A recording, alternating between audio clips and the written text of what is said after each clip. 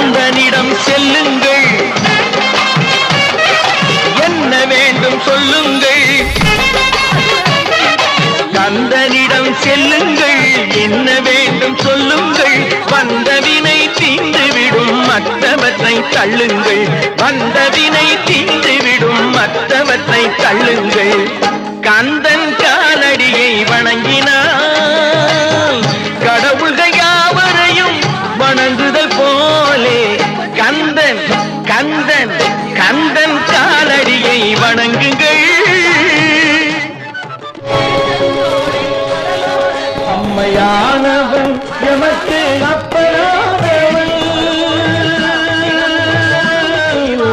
அம்மையானவன் எமக்கு